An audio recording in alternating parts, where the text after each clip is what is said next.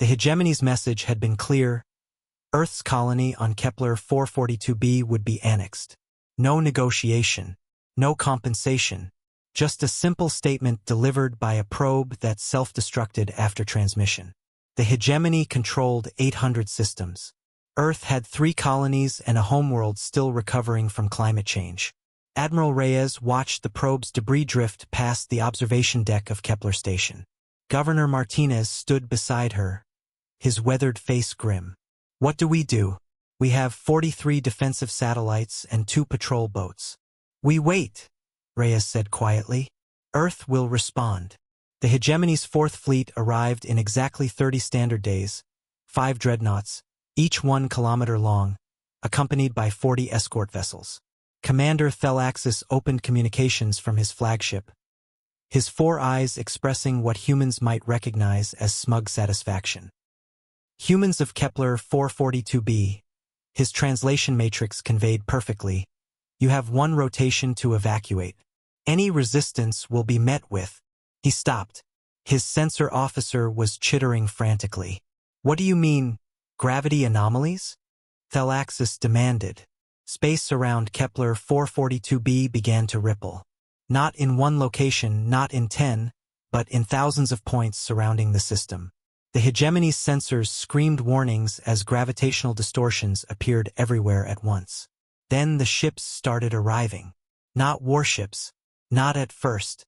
The Lucky Strike, a mining vessel from the asteroid belt, emerged from its jump, hull-scarred from decades of breaking rocks. The Maria's Dream, a colony transport that had seen better days.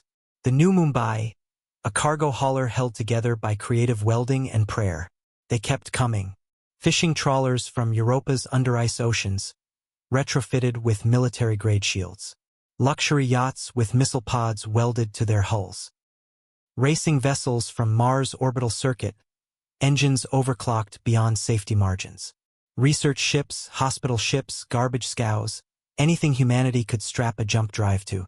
Sir, the sensor officer's voice shook. Count exceeds 3,000 vessels and climbing. Thelaxis watched his tactical display fill with contact markers. 4,000, 5,000, 6,000. The Earth Defense Force arrived next. Not the 100 ships the hegemony's intelligence had reported, but 400. They'd been hiding them, building in secret facilities, training in the dark between stars. 8,000 ships now surrounded the hegemony's 4th fleet. This is impossible, Thelaxis muttered. Their entire civilization couldn't support this many vessels. His communications officer interrupted. Sir, we're receiving a transmission. It's coming from all of them. Admiral Reyes's voice echoed from 12,000 ships simultaneously. Hegemony vessels, you are trespassing in human space. You have 5 minutes to withdraw. Thelaxis laughed, a harsh sound like breaking glass. You think these civilian craft frighten us? Our shields could withstand. Contact the Crazy Ivan, Reyes said, cutting the transmission. A battered or hauler, one of the ugliest ships in the makeshift fleet, accelerated toward the hegemony formation. No weapons powered, no shields raised. Just 30,000 tons of reinforced mining equipment moving at 20% the speed of light. They're going to ram us, the tactical officer stated, disbelief evident even through the translator. They're actually going to ram a dreadnought with a mining ship. The Crazy Ivan broadcast a single message. For Kepler. For Earth. Then its crew ejected in escape pods as their ship continued its collision course on autopilot. Thelaxis ordered evasive maneuvers, but that was the trap. The moment his fleet broke formation, the human swarm moved. Not in any coordinated pattern the hegemony could predict. Just 12,000 ships doing whatever seemed right in the moment. Cargo haulers blocked escape vectors. Racing ships harassed the escorts. A hospital ship, launched jury-rigged torpedoes made from medical waste containers filled with mining explosives.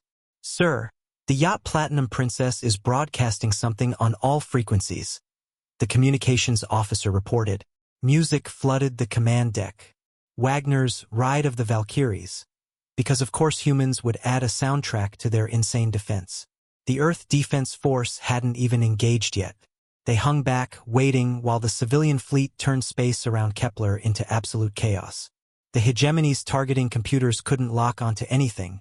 There was no pattern to analyze, no strategy to counter. It was 12,000 individual acts of defiance happening simultaneously. How? Thalaxis demanded. How did they get here so fast? How did they organize this? His answer came from an unexpected source. A small information packet from Earth's primary news network. The headline read, "Kepler Colony Threatened. Earth Responds." The article was dated 30 days ago, the same day the hegemony's message arrived. Humanity hadn't organized this. They'd simply all decided to come. Independently, 12,000 ships worth of humans had heard someone threaten their colony and thought, "Not on my watch." The crazy Ivan was 60 seconds from impact. "Sir?" his weapons officer asked. Thalaxis looked at his tactical display. 5 dreadnoughts and 40 escorts surrounded by a swarm of insane humans in ships held together by determination and duct tape. Behind them, 400 actual warships waited patiently for the real fight to begin. "Withdraw," he ordered quietly. Full retreat. As the Fourth Fleet jumped to safety, Thalaxis received one final message from Admiral Reyes. "Tell the hegemony that Earth doesn't stay silent. Earth shows up. All of Earth." The 12,000 ships held position for 3 days, until confirmation came that the hegemony had officially recognized human sovereignty over all human colonies. Then they went home, miners back to asteroids, traders back to routes, racers back to Mars. But the galaxy would remember, threaten one human, and you didn't face a military. You faced a species.